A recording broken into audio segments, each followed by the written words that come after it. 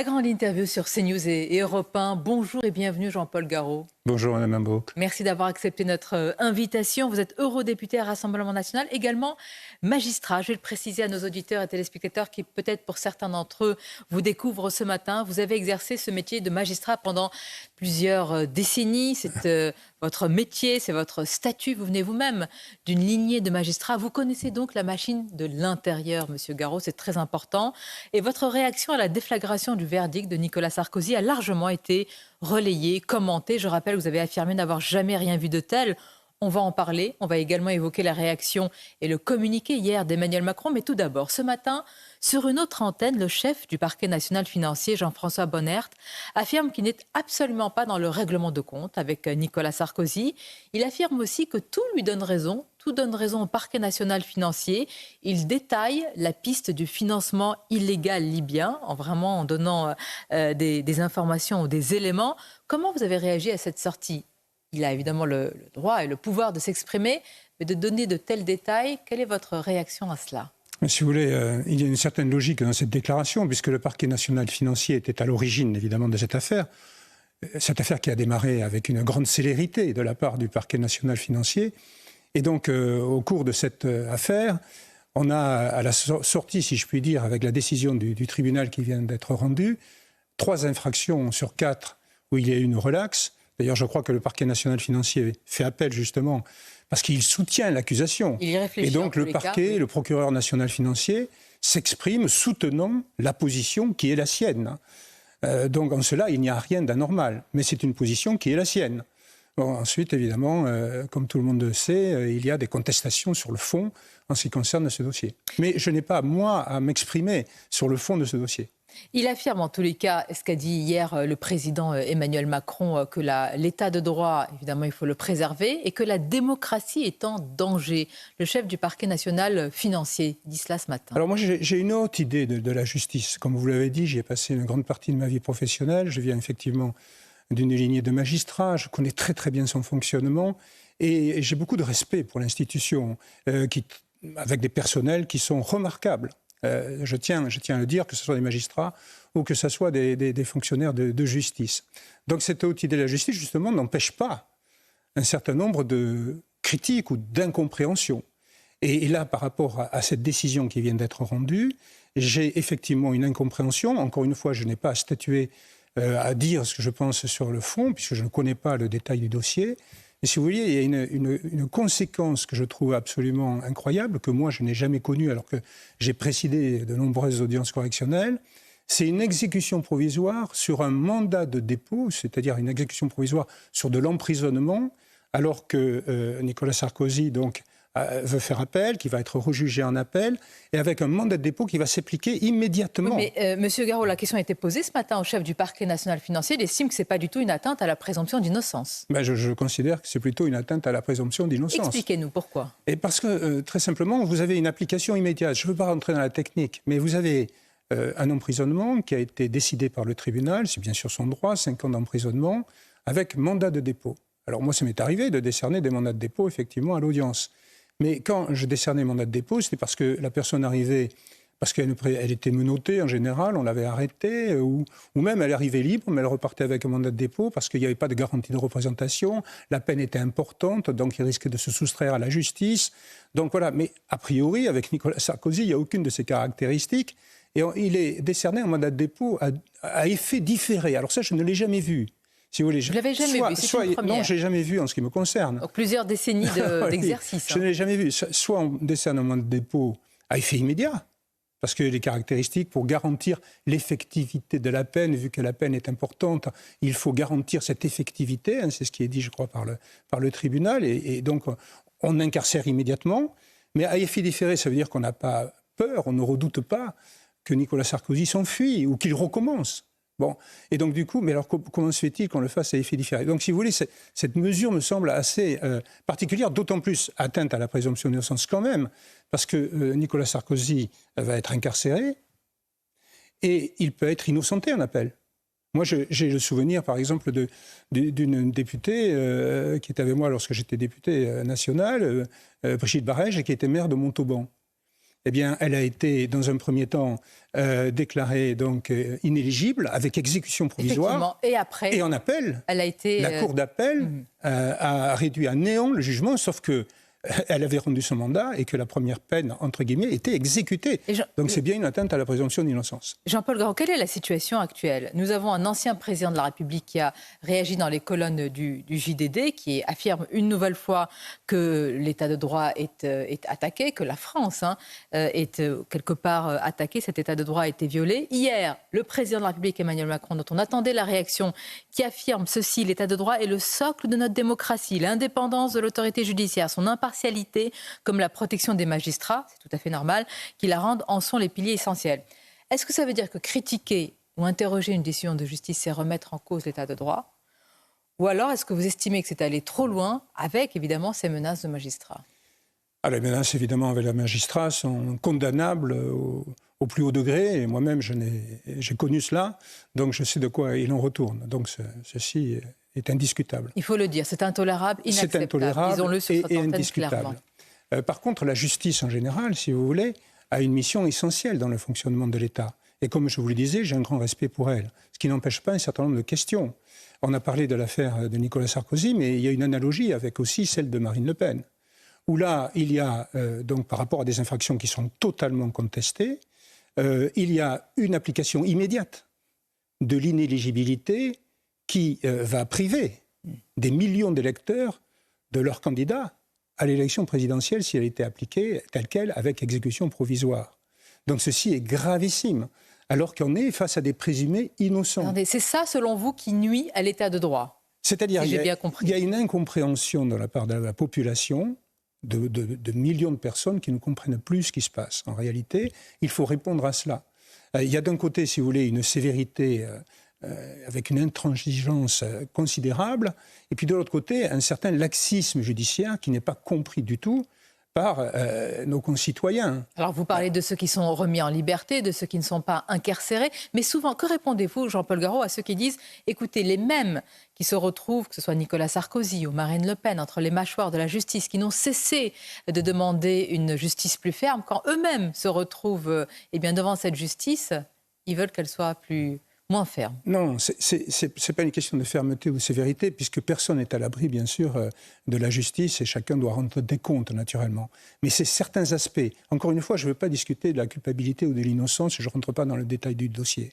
Mais je ne comprends pas qu'il y ait une application immédiate de sanctions, alors qu'une personne qui, évidemment, a un certain nombre de responsabilités ou qui en a occupé, mais peu importe, à la limite, mais c'est lourd de conséquences. Et cela, c'est quelque chose, effectivement, donc les détenus de droit commun, M. Garot, sont considérés de manière moins ferme.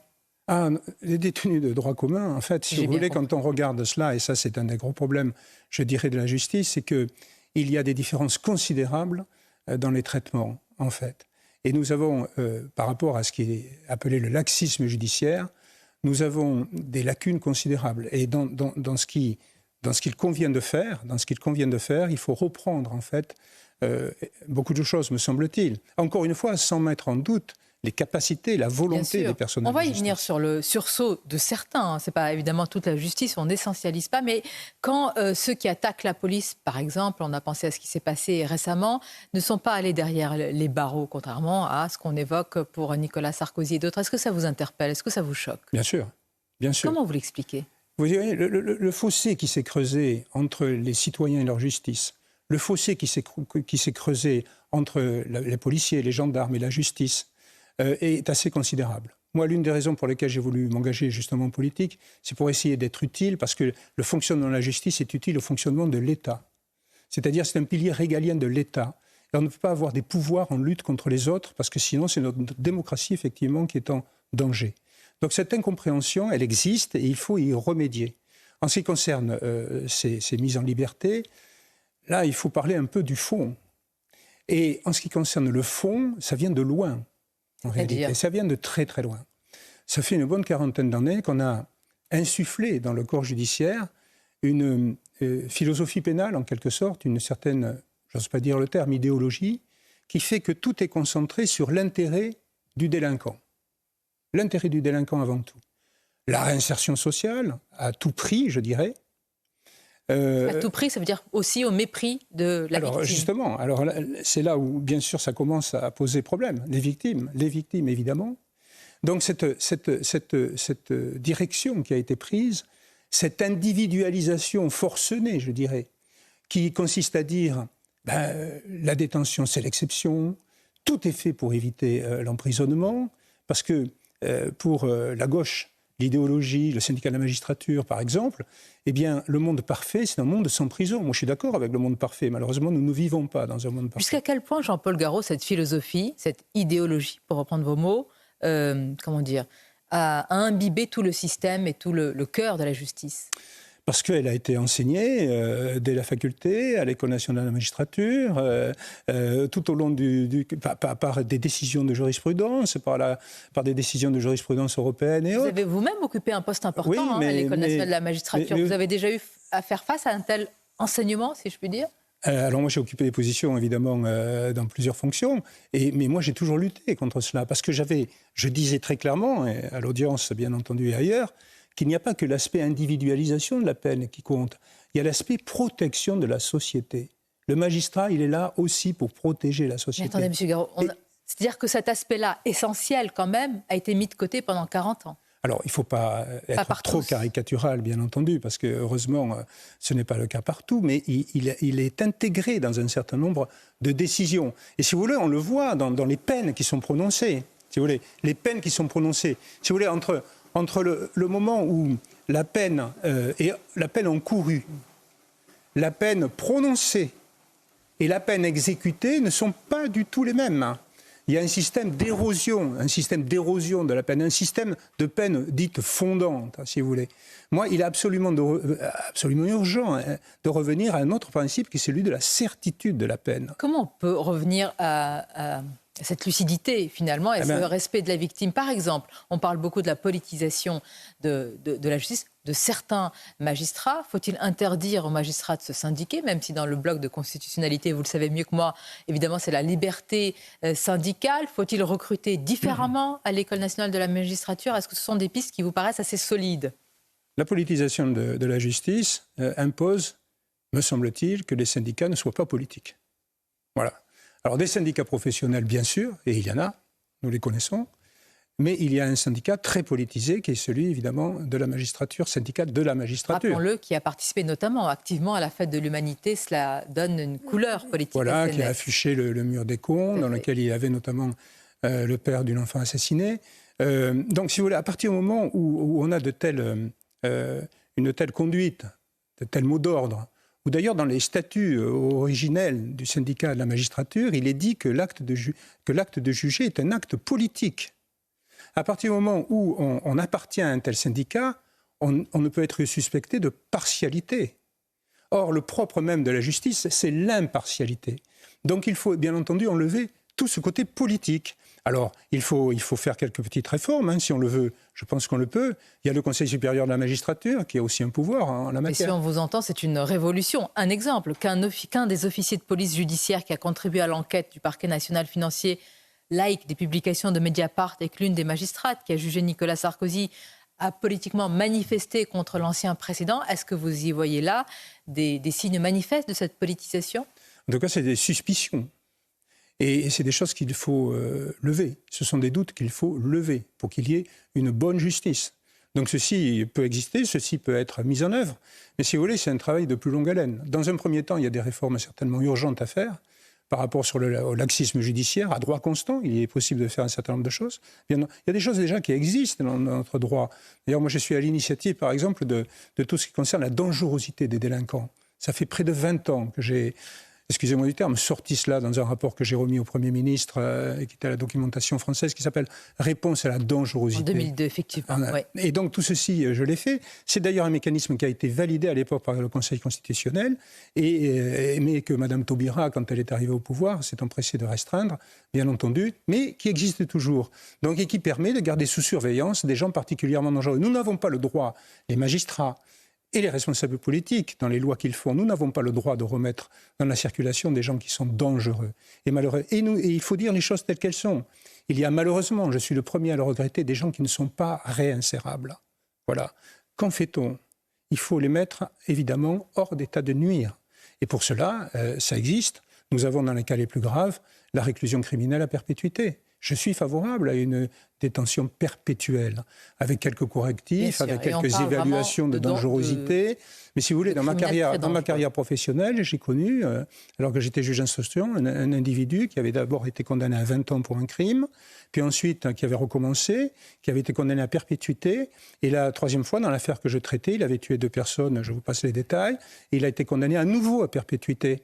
Donc si vous voulez, ceci, ça fait une trentaine d'années. Mais c'est malheureusement toujours la même chose qui se reproduit. Et il n'y a pas de fatalité à subir tout cela. Il n'y a pas de fatalité. Je refuse la fatalité. On entend vos mots, Jean-Paul Garot, ce matin. On va conclure. Vous avez parlé d'une ancienne garde des Sceaux, Christiane Taubira. Il y a un autre ancien garde des Sceaux qui se multiplie dans les médias, Monsieur Éric Dupond-Moretti, qui dit que la justice n'est pas du tout laxiste, que les peines planchées, c'est du vent. Je précise entre parenthèses que vous-même, si le RN arrivait au pouvoir, très probablement vous serez le futur garde des Sceaux du candidat ou de la candidate. Quand vous voyez ces différents gardes des Sceaux aujourd'hui qui se sont succédés, quel est votre regard? Ils connaissent, comme vous, pour certains, l'intérieur de la machine. Comment expliquer une analyse aussi différente, antinomique, opposée à la vôtre? Ce qui concerne M. Dupond-Moretti, ça ne m'étonne absolument pas. Je suis fondamentalement en désaccord avec lui. D'ailleurs, pour la petite histoire, c'est moi qui avais initié la réforme des cours d'assises. Je l'avais initié pour justement désengorger les tribunaux correctionnels, pour faire en sorte que tous les crimes soient jugés en crime. Et à l'époque, M. Dupond-Moretti était avocat, moi j'étais député, et quand j'avais effectivement sorti cette réforme, il avait poussé des cris d'orfraie, il s'était étouffé en disant que surtout, il ne fallait pas le faire, et il a été amené à commencer à l'appliquer. Donc, si vous voulez, il a avalé son chapeau, si je puis dire, de ce côté-là. Donc, ça ne m'étonne pas. Il y a des attitudes politiciennes. Moi, si vous voulez, fondamentalement, je ne suis pas dans une attitude politicienne.